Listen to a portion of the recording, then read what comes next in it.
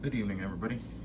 So, getting back to the Redcat 1018, um, Redcat came through with the replacement parts for that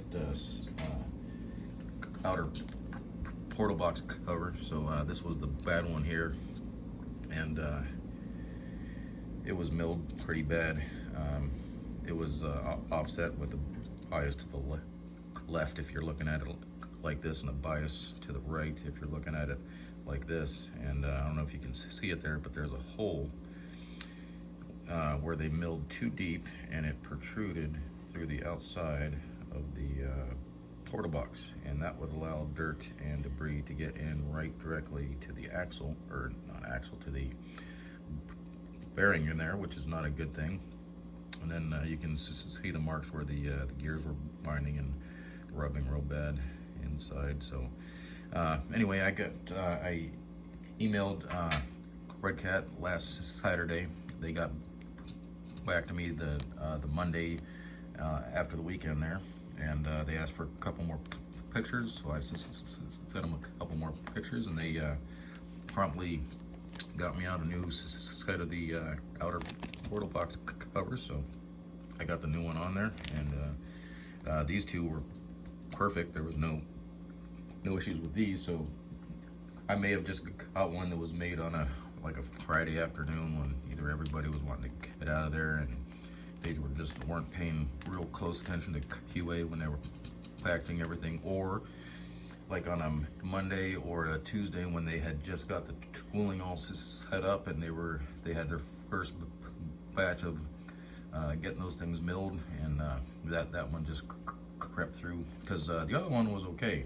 That one was pretty bad, but they also sent an extra set of this EVA axle shafts, which I did put a new one in there, because when I put everything back together, when I put the two portals together, I knew it wasn't fitting quite right, but I thought if I tighten everything up, it might click together or something like that. I don't know. I think I was being an idiot, but I think that was enough to bend the this axle shaft just enough to cause a little bit of a wobble, where if I kept using it, it would just screw everything up all over again, and I would have to get new portal gears, new bearings, just everything. So I'm really glad that they sent those, so everything's moving nice and smooth now like it's supposed to.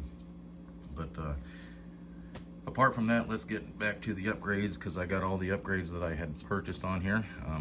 And normally I'm not a decal guy. I don't really put tons of decals on my trucks, but I did go ahead and put the sponsor decals set on this, and the Redcat one.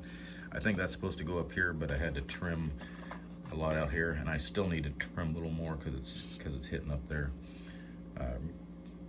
rubbing a little bit right there. So I need to come out and down a little bit, and I might take this whole rear fender off, because it's still, the back tire, when it flexes, it's rubbing up against the fender up there. But anyway, I thought that looked pretty good there. I saw somebody had this on, I think it was a red one, and it looked pretty good, so I went ahead and did that on mine.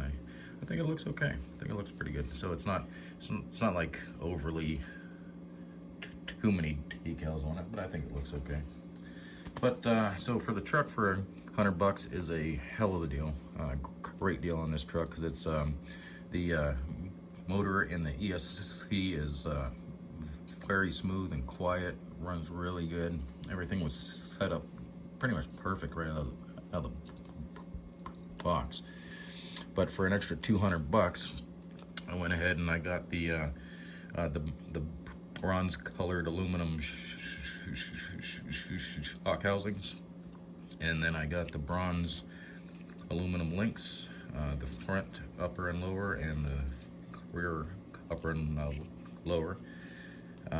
As far as brass, I got the rear brass diff covers. I got the brass wheel hexes in there, and don't lose the hex pins that come with the plastic ones that come with it, because the new ones, the brass ones, don't come with them. So if you lose any of those hex pins that hold those things on, you're out of luck, because they don't have any extras. I think you can buy them, but you just have to buy them again. But anyway, so the aluminum links, front and rear, and the aluminum steering link, bronze colored. The brass front diff cover, already talked about the rear one, and then the inner and outer brass portal covers. Probably one other thing I should have gotten is the aluminum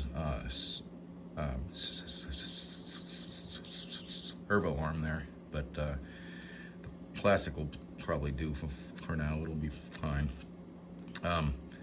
For the time being anyway. I probably should have got it, but they do not, for whatever reason, offer a aluminum servo link here. I had to go to the steering link. I don't know why they don't offer an aluminum version of this, just to fill everything out, make everything match, because I would have got that too, but that's just not one of the parts that were offered. So so that's what you get for an extra $200. Kind of pricey for what you get there, but well, and to include, I did get an extra set of wheels, tires, and the silicone inserts.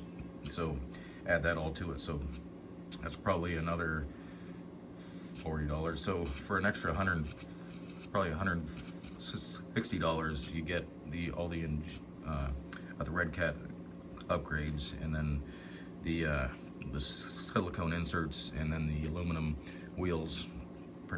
Pretty much took that just a hair over $300. And then on top of that, I went ahead and I got the Injora brass wheels, which I'm gonna try here, and the Injora Hyrax tread pattern tires, as well as the silicone inserts in these as well. So we'll try those. I think those look pretty nice, and they're substantially heavier than the aluminums, which are substantially heavier than the plastics. The plastics are like air compared to these things. These things are way heavier than these. These things are way heavier than the aluminums, and the aluminums are way heavier than those.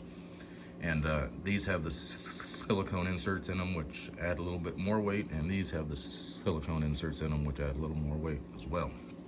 So they do offer these links in brass. You can get these in brass links, and you can get the brass portal covers for the rear as well.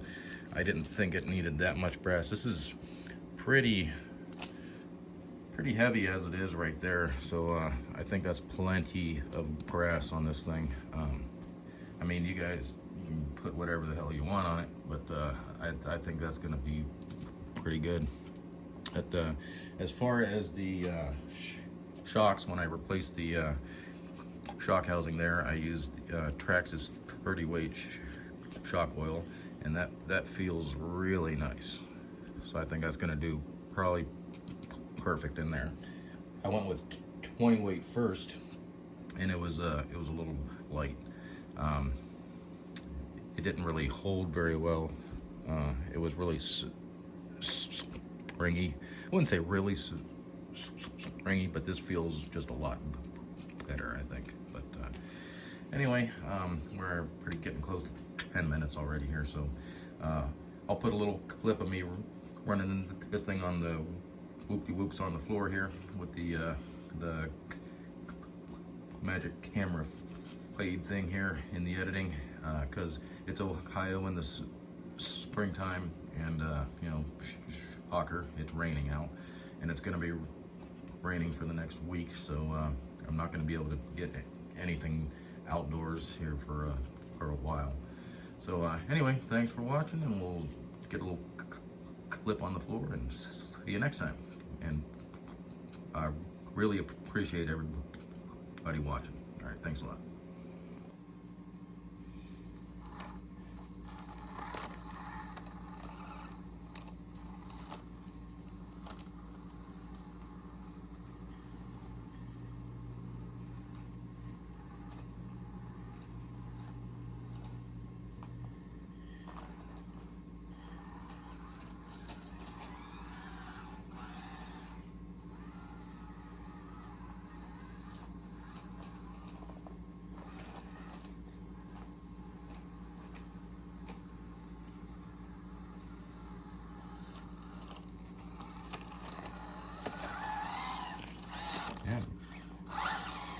good. It's really smooth. I think the 30 weight shock oil feels, looks like it's doing pretty good with it.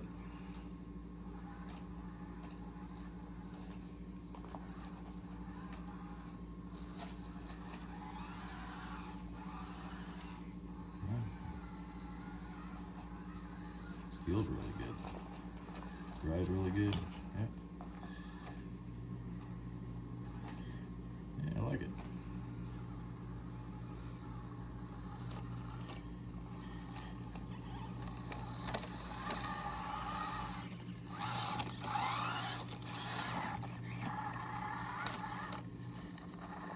Well, thanks for watching. We'll catch you next time.